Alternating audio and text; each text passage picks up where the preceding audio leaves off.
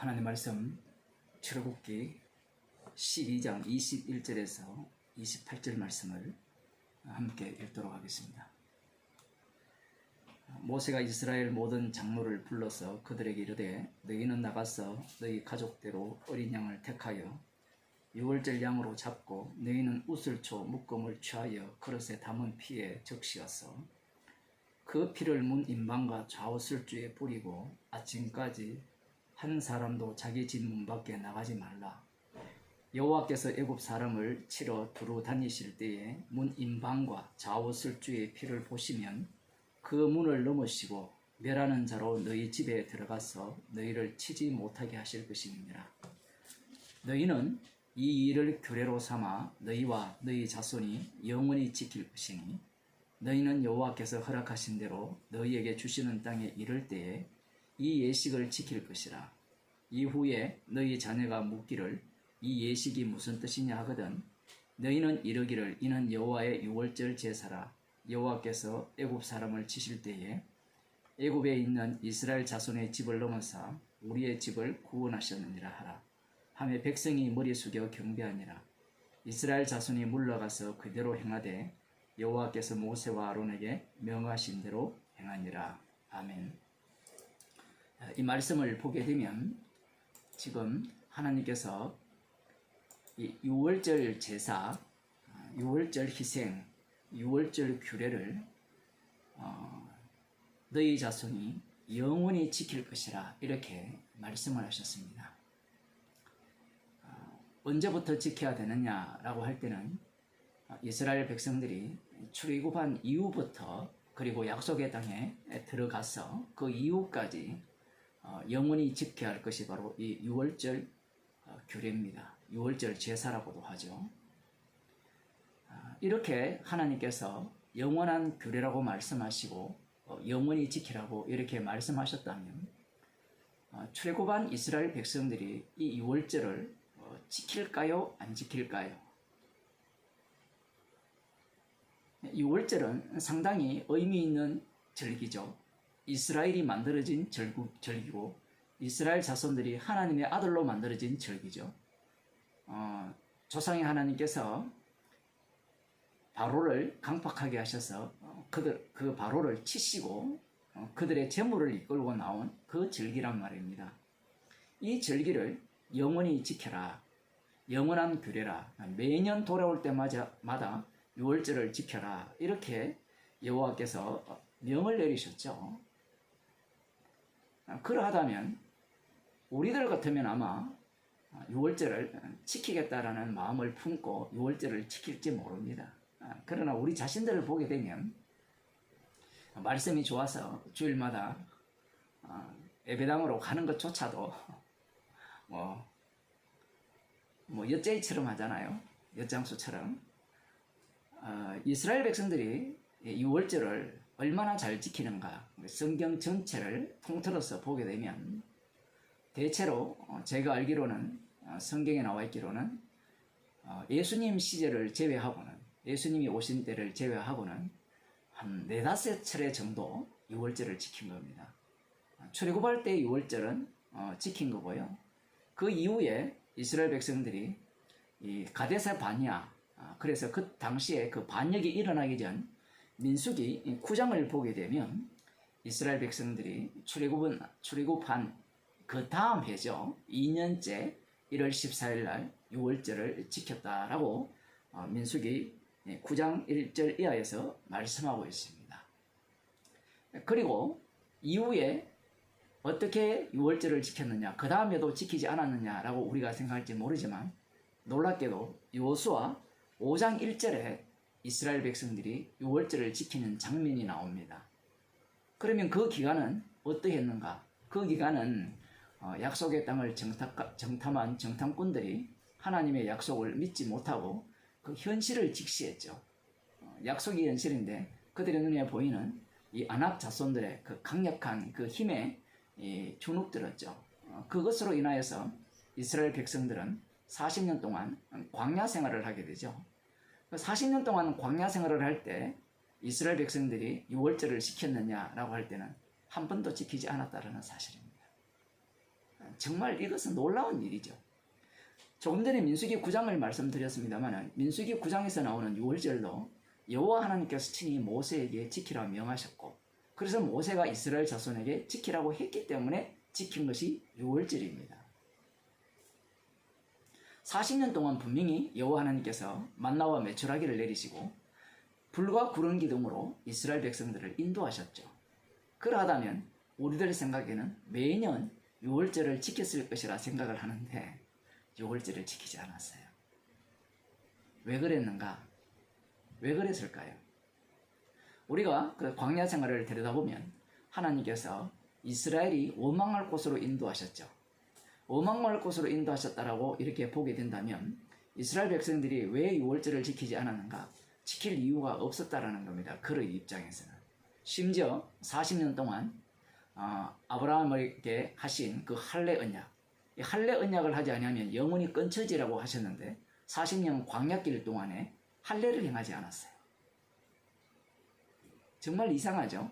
불과 구름 기둥으로 인도하시고 만나를 내리셨는데 이스라엘 백성들은 하나님의 율법을 지키지 않았습니다. 이들이 유월절을 지키지 않았다. 유월절을 지키려면 반드시 할례를 행해야 되거든요. 그러니 이 조건이 갖추어지지 않은 상태에서는 유월절을 지킬 수 없고 할례까지 행하지 않았으니 당연히 유월절을 지키지 않았다는 겁니다. 길갈에서 할례를 행하고 이제 그곳에서 유월절을 지키면서 요단강을 건너게 되는데 이러한 모습을 보면서 이러한 내용들을 유대인들이 이스라엘 자손들이 볼 게 아닙니까? 그럼 이들은 유월절의 의미를 어떻게 보느냐 이 얘기예요. 광야 생활에 하나님께서 인도하시니까 그들에게는 유월절을 지킬 필요가 없다라고 생각한 거예요. 무슨 얘기인가 하면 애굽에서는 애굽에 압제가 있었잖아요. 바로왕의 압제가 있었단 말입니다. 그들의 종노릇하고 있었죠. 그런데 광야 생활에서는 여호와 하나님께서 인도하셨잖아요. 인도하실 경우에 이 유월절 어린 양의 피가 필요합니까? 할례 언약이 필요할까요?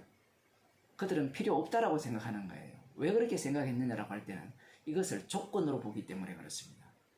무슨 얘기인가 하면 유월절 어린 양의 피를 잡아 문지방 문에 그 출입구에 다 바르라 라고 하실 때 이 바르는 것이 어떤 의미냐라고 할 때는 이것이 조건이 되어서 죽음의 사자가 넘어가서 자신들은 살았다라고 생각하는 거예요.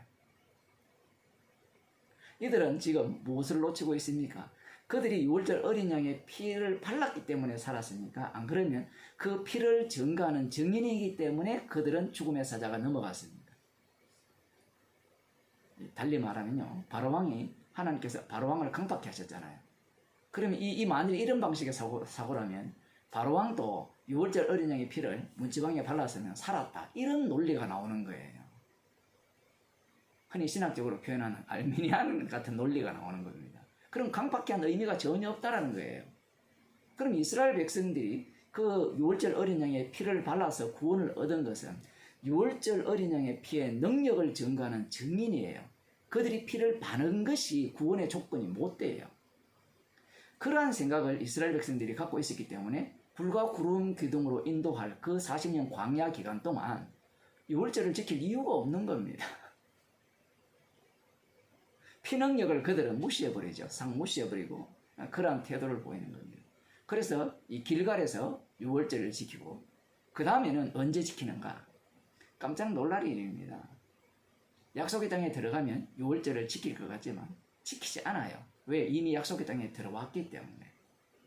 그러면 그들이 그 약속의 땅에 있는 모든 그 이방 민족들을 멸하지 못하고 그들의 지배하에 있을 때는 유월절을 지켰는가? 또 안 지켜요. 그래서 성경에 보게 되면 그 역대하, 열왕기하에도 나오지만 역대하 30장과 역대하 35장에 보면 30장에는 히스기야 왕이 이 유월절을 지켰다라고 이렇게 말씀하고 있고요. 35장에 보면 요시야 왕, 둘 다 뭐 개혁과 관련된 사람이죠. 흔히 말하는 이 요시야 왕이 유월절을 지켰다라고 이렇게 말씀하고 있어요. 특히 열왕기하에서는 이 요시야 왕 때 유월절을 지킨 것을 두고 뭐라고 이야기하는가 하면 그 이전에는 유월절을 지킨 적이 없다. 사사시대 이후에는 유월절을 지킨 적이 없다라고 말씀을 하고 계세요. 이렇게 되면 놀랍게도 다윗 왕조 시대와 솔로몬 왕 시대에서도 유월절을 지키지 않았다는 사실입니다. 그들이 유월절의 의미를 조건으로 생각했기 때문에 그래요. 그래서 히스기야 때 한번, 요시야 때 한번, 그 이후에 언제 또 유월절을 지키는가? 바벨론 포로에서 돌아왔을 때 그 에스라 6장 19절 거기에 보면 그들이 유월절을 지켰다라고 이렇게 말씀하고 있습니다. 이렇게 보면 유월절을 딱 5번 지켰어요. 히스기야 왕 통치도 꽤 길거든요. 거의 뭐 몇십 년이 되는데 몇십 년 동안 딱 한 번 유월절을 지켰고, 뭐 요시야 왕도 마찬가지입니다. 뭐 10년 이상이 되는데 역시 딱 한 번 지킨 거예요. 너무 충격적이지 않습니까? 유월절은 영원한 규례라고 하나님께서 명하셨음에도 불구하고 그들이 지키지 않았다는 사실입니다. 그런데 말입니다. 놀라운 일이 발생합니다. 어떤 일이 발생하느냐? 예수님이 이 땅에 오셨죠. 예수님이 오셨을 때 그 당시에 유대인들은 유월절을 어떻게 지켰는가? 매년 지켰습니다. 400년 공백이 비어있죠. 이 바벨론 포로에서 돌아와서 에스라, 느헤미야, 에스더 그 이후에 말라기 이후에 이 묵시가 끊어진 그 시대에 400년 동안 비어있는 부분에 대해서는 우리가 별로 신경 쓸 필요가 없는데, 그 에스라 그 개혁을 바탕으로 한 유월절 지킴이 계속해서 이어져 왔다라고 보시면 돼요. 뭐 역사적으로 증거가 있느냐 이런 걸 따질 의미가 없습니다. 자, 그 이후에 놀랍게도 이 누가복음 2장에 보면 예수님의 어머니 아버지죠, 요셉과 마리아가 매년 유월절을 지키러 예루살렘에 올라갔다라고 누가복음 2장 41절에서 그렇게 말씀하고 있습니다. 그러면 이들이 예루살렘에 유월절을 지키러 올라간 이유가 뭐냐? 그 이유가 궁금하죠. 물론 모든 남자들은 1년에 한 차례, 3차례 하나님께 보이라 하는 그런 의미도 있지만, 그 요한복음 11장 55절에 보면 그 당시 유대인들이 예루살렘에 올라간 목적, 유월절을 지키러 올라간 목적이 나옵니다. 아주 짧은 구절이지만 그들을 정결케 하기 위해서 예루살렘에 유월절날 올라갔다라고 그렇게 말씀하고 있습니다. 그렇다면 이들은 유월절을 지키는 의미가 어떠한 의미냐라고 할 때는 유월절 어린 양의 피가 우리를 정결케 한다라고 생각하는 거예요. 그래서 예수님 당시에 유대인들은 유월절을 열심히 지켰고 유월절의 피가 자신들을 정결케 했기 때문에 자신들은 어떠한 자들인가? 바로 의로운 자죠. 의로운 자이기 때문에 자신들에게는 죽음의 사자가 넘어가겠죠. 심판하러 주님이 오시면, 메시아가 오시면 그 메시아가 자신을 뛰어넘을 거라고 생각하고 있다는 사실입니다. 이들은 유월절의 의미를 이렇게 이해를 하는 거예요. 그러나 이스라엘 백성들에게 본래의 즉 유월절 의미는 그와 전혀 다르죠. 결론부터 말씀드리면 예수님께서 유월절 어린 양이 되시잖아요. 그러면 그 유월절 어린 양의 피 능력을 자랑하기 위한 이스라엘 백성이 되죠. 그들이 발랐기 때문에 구원받은 것이 아니라 그 피 능력을 보여주기 위한 그 발음이 되고, 그 발음으로 인해서 그들의 죄가 용서되고 그들이 구원받았다라는 것을 예수님이 유월절 어린 양의 대심으로 그걸 보여주고 있다는 사실입니다. 그러나 이 매년 유월절을 지키는 이들에게는 자신들은 이미 매년 정결케 되었고, 뭐 대속절도 마찬가지겠죠. 그러한 의미로밖에 해석이 안 됩니다. 자신을 깨끗하게 하는 그런 의미밖에 안 되죠. 선악과를 먹었기 때문에 자기 행위를 어떻게 하느냐에 따라서 하나님의 앞에서 깨끗하냐 깨끗하지 않느냐 이렇게밖에 성경 해석이 안 된다라는 사실입니다. 누가복음 18장을 한번 보고 마치겠습니다. 누가복음 18장 9절 이하에서는 우리들이 너무나도 잘 아는 두 사람이 나오죠. 한 사람은 바리새인, 자기를 의롭다고 생각하는 바리새인, 또 한 사람은 이 세리입니다. 이 바리새인이 자기를 의롭다고 믿고 다른 사람을 멸시하는 자들, 지금 이들이 누구냐라고 할 때는 그 당시에 나름대로 율법대로 살아갑니다. 성전 중심으로 살아갑니다. 그리고 유월절을 열심히 지키는 자들입니다. 그래서 자신들은 깨끗한 자들이죠. 그래서 유월절도 지키지 않고 유월절만 지킨다고 될 문제가 아니고 율법대로도 살아가야 돼요. 그래서 이 두 가지 요소가 결핍된 자들은 깨끗하지 않는 자들입니다. 그래서 이들 보기에는 자신들은 의롭고 그들은 의롭지 않죠. 그러니 그들은 지옥 가도 마땅하다. 그들은 경멸의 대상인 겁니다. 그 당시에 그렇게 되어 있거든요. 세리와 창기들은 지옥 가는 1순위, 마치 그 인도의 카스트 제조처럼 불가촉 처민보다 뭐 더 낫다라고 볼 수도 있죠. 그러나 이 바리새인들은 가장 높은 그 브라만 계급입니까? 그 천국 갈 1순위라는 거죠. 그러면 그들이 왜 이런 마음을 가졌느냐라고 할 때는 철저하게 구약 성경에 근거했다라는 사실입니다. 한번 들어봅시다. 자기를 어렵다고 믿고 다른 사람을 멸시한다라고 이야기를 하니까 우리들은 교만하다 이렇게 들어가지만 항상 말씀을 대할 때는 어떻게 대해야 됩니까? 이 말씀은 예수님의 말씀입니다. 예수님의 말씀은 영의 말씀이거든요. 영의 말씀은 육이 해석을 못해요. 육은 어떻게 해석하느냐 할 때는 자기를 어렵다고 믿고 다른 사람을 멸시하는 자들에게 말씀하셨으니까 자기를 어렵다고 하면서 남을 멸시하지 마세요. 이렇게 해석을 하는 거예요. 그런 말씀이 아닙니다. 자, 두 사람이 기도하러 성전에 올라가니 하나는 바리새인이요 하나는 세리라. 바리새인은 서서 따로 기도하여 가로되 하나님이여 나는 다른 사람들 곧 토색, 불의, 간음을 하는 자들과 같지 아니하고 이 세리와 같지 아니함을 감사하나이다. 자, 이 기도가 뭐가 잘못되었습니까? 지금 감사가 나왔죠. 어떤 감사가 나왔습니까? 나는 토색, 불의, 간음을 하는 자들과 같지 않음을 감사한다라고 하죠. 하나님의 은혜라는 얘기입니다. 깜짝 놀랄 이야기를 하죠. 하나님의 은혜로 자기 자신은 불의, 토색, 간음을 하는 자들과 같지 않는 삶을 산다는 겁니다. 그뿐만 아니라 이 세리와도 같지 아니함을 감사하나이다라고 하면서 나는 1회에 2번씩 금식하고 세리는 이 세금을 뭐 100원을 받아야 되는데 한 300원을 때려가지고 자기도 뭐 100원 먹고 그 중간에 있는 자기 위 상사에게도 돈을 주고 뭐 이러한 어떤 역할을 하는 아주 나쁜 사람이죠. 그와 다르게 자기는 정직하게 돈을 번다라는 거죠. 이 당시에 장사꾼들이 많았으니까 장사꾼의 정직이 어디 있습니까? 다 거짓말쟁이인데 어쨌든 자기들 입장에서는 어쨌든 정직하게 살아가고 있고 1회에 2번 금식하고 말씀대로 금식한다는 거예요. 그 금식에서 뭐 합니까? 나 잘났다 그렇게 이야기하지 않아요. 지금 우리가 이 예수님의 말씀을 보니까 지 잘났다 이야기하는 것 같은데 전혀 그렇지 않습니다. 우리 주변에 어떤 사람이 금식하는 사람이 있다면 지 잘났다라고 이야기하겠어요? 그 다음 봅시다. 또 소득의 11조를 드리나이다. 소득의 11조 말라기가 생각나죠? 말씀대로 소득의 11조를 꼬박꼬박 드리고 예수님의 말씀이 하면 박하오 해안가 근처의 11조 그 합차는 것까지도 이 바람이 불어서 마당에 이렇게 심겨진 그 어떤 채소, 약초뿐만 아니라 뭐랍니까? 중국말 자꾸 생각이 나는데 아무튼 그러한 어떤 양념들 그러한 것들조차도 11조를 드리는 이러한 태도를 갖고 있어요. 누가 봐도 이 사람들은 어려운 사람이에요. 말씀대로 살아가니까 하나님 앞에서 감사한다라는 사실입니다. 그런데 이 사람이 어디에 서 있습니까? 지금 성전에 서 있죠. 성전에서 자신이 말씀대로 살았다는 것에 대해서 당당하게 감사하는 이 모습은 성전의 기능을 완전히 개무시해버리는 겁니다. 성전은 죄가 용서되는 곳이죠. 여호와의 이름이 드러나는 곳입니다. 여호와의 긍휼과 여호와의 희생을 통하여서 이 긍휼이 베풀어지는 곳이 성전이에요. 그 긍휼을 입지 못한 자를 심판해버리는 곳이 바로 성전이죠. 그 심판을 머금고 있는 곳이 성전이거든요.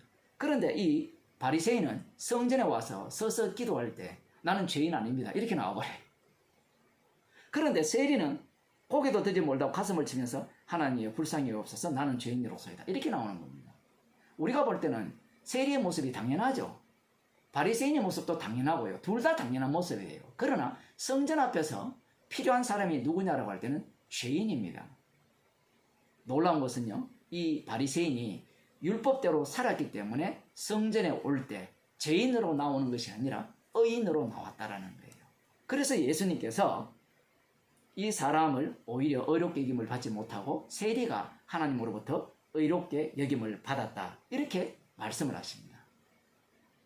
그러니 자기를 의롭다 여기고 남을 멸시한다라는 이 말씀에 사람들은 함정에 빠져들죠. 여기에 빠져들면 안 됩니다. 예수님이 사실은 함정에 빠지라고 그 말씀을 하신 거예요.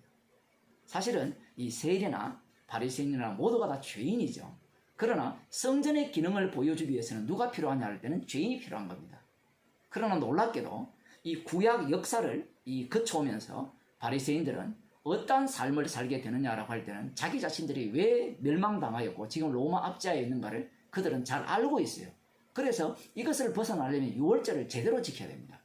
뿐만 아니라 율법을 제대로 지켜야 되고요. 동시에 안식일도 제대로 지켜야 되고 그 11조도 제대로 해야 되고 그리고 성전에서 제사도 제대로 드려야 돼요. 이렇게 되어버리니까 이들은 의인이 되어버린 겁니다. 그러니까 성전의 기능을 완전히 없애버린 거예요. 모든 것들은 이제 하나님이 드리라 했으니까 드릴 뿐이에요. 율법대로 사도 바울이 그랬잖아요. 율법의 의로는 흠이 없으니까. 성전에 가서 제사 드릴 필요가 뭐가 있습니까? 희생을 드릴 이유가 없는 거예요. 그러한 모습을 지금 이 사람이 보여주고 있다는 사실입니다. 그러면서 예수님이 이렇게 말씀하십니다. 자기를 높이는 자는 낮아지고 자기를 낮추는 자는 높아지리라. 이렇게 말씀을 하시니까 자, 우리는 자기를 낮춥시다. 그러면 하나님이 우리를 높이십니다. 그런 일은 바리새인들이 더 잘합니다. 예수님의 이 말씀은 어떤 인간도 어떠한 자가 되느냐 할 때는 자기를 높이는 자라는 겁니다. 달리 말하면 예수님 앞에는 모든 인간이 죄인이라는 거예요. 예수님은 죄인을 부르러 가지 의인을 부르러 오지 않았다는 사실입니다. 예수님이 참된 성전이고 참된 유월절 어린 양이 되시죠. 참된 유월절 어린 양 앞에 그 피는 반드시 죄인을 필요로 해요. 그래서 주님께서는 오늘도 우리들을 성령을 주셔서 날마다 죄인 만드셔서 그 십자가의 피 능력을 증거하는 증인으로 우리를 사용하고 계신다는 사실입니다. 많은 사람들이 복음을 알았기에 나는 의롭습니다. 나는 이제 구원받은 백성입니다. 주님께서 과거의 죄, 현재의 죄, 미래의 죄를 다 용서하셨기 때문에 정말 저 믿음 없는 저들과 다릅니다. 라고 하는 자들이 바로 유월절 어린 양을 완전히 무시하고 그 피의 공로를 제거하는 그 악마의 노릇이라는 것을 우리들은 깨닫고 십자가의 피 공로를 날마다 자랑하는 주의 백성으로 사시기를 바랍니다. 기도하시겠습니다. 하나님 아버지,